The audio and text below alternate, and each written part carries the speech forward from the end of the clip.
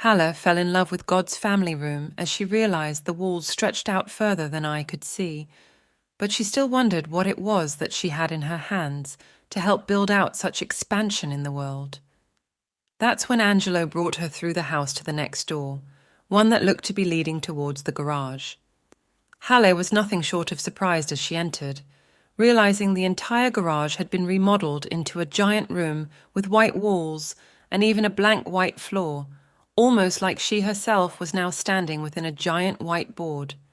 Both garage doors were still in place, but it was clear the room had been converted with specific purpose. The only thing inside the room was a black metal folding chair, and in front of that, a big treasure chest-like box. There were no directions or labels, just one horizontal slot in the middle of its lid, just big enough to receive papers, envelopes, or other similar deposits. Angelo was beaming. "Do you like it?" he asked, grinning ear to ear. "I helped build this room. It's one of the most full, fun, and even vital aspects of the Father's nature, and your relationship with him. This is the dream room, and it is where much of the expansion of the Father's house actually begins.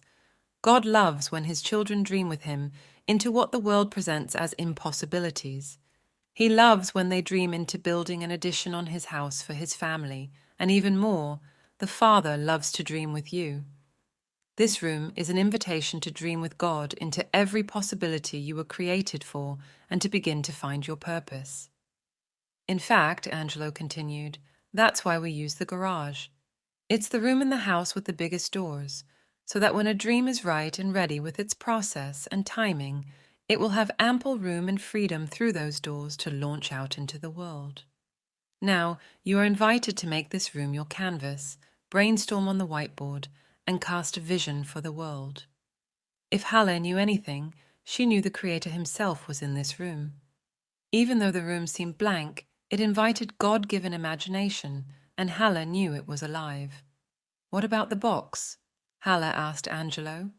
"Well," he said, "when you come into this room and dream with the Father, this drop box gives you a place where you can take your dream or promise and give it back to the God. It is where the Father takes precious hold of those dreams that matter so much to our hearts and expands them. The Father himself dreams into them and fills them with his breath and life, and every possibility you can't yet see, so that your dream isn't just the best you can dream of. Rather, the Father remodels your dream to make it better and more timely than you can imagine." Halle felt like a deer in headlights. She barely knew where to start, but her hope was growing by the moment. And more than ever she realized she could trust God as a father with that which mattered to her the most.